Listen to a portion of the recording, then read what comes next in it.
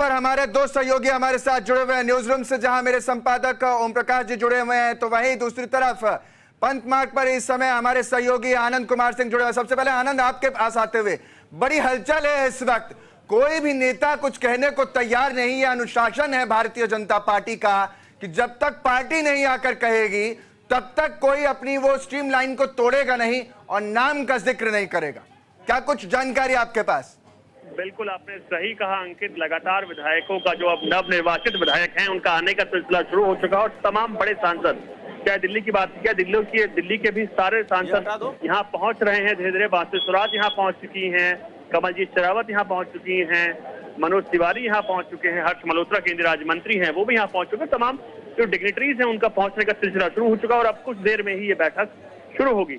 इस बैठक की बात किया तो पर्यवेक्षक दोनों यहाँ पहुंच चुके हैं और जल्द ही तमाम जो नवनिर्वाचित विधायक हैं उनके साथ बैठेंगे, चर्चा की जाएगी। हर विधायकों से अलग अलग पूछा जाएगा उनका मत, वो किसको चाहते हैं दिल्ली के मुख्यमंत्री के रूप में, और उसके बाद ही तमाम सबके साथ नवनिर्वाचित विधायकों के साथ मंथन किया जाएगा और उसके साथ ही आगे एक रायशुमारी की जाएगी, जिसके बाद ही जो दिल्ली का नया विधायक दल का नेता होगा उसको चुना जाएगा। आनंद, क्योंकि सारे विधायक पहुंच गए हैं और जिन चार पर सबसे ज्यादा इस वक्त हलचल है, जिन चार नामों को लेकर, प्रवेश वर्मा हो, रेखा गुप्ता हो, आशीष सूद हो, इन नामों में जो चेहरे वहां पर आए, बॉडी लैंग्वेज क्या कहती है? कौन कॉन्फिडेंट नजर आ रहा है ज्यादा?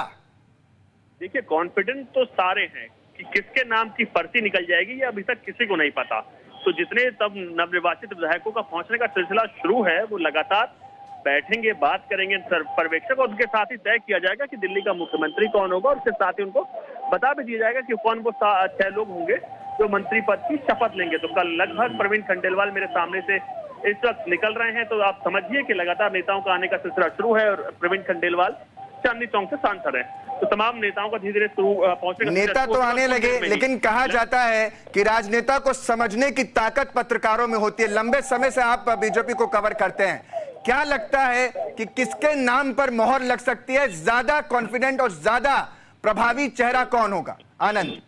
अंकित, हम लगातार पिछले 4 दिनों से बता रहे हैं कि दिल्ली के मुख्यमंत्री अब महिला होगी और महिला में विशेष बात की जाए तो रेखा गुप्ता के नाम को लेकर आखिरी मोहर तक लग चुकी है।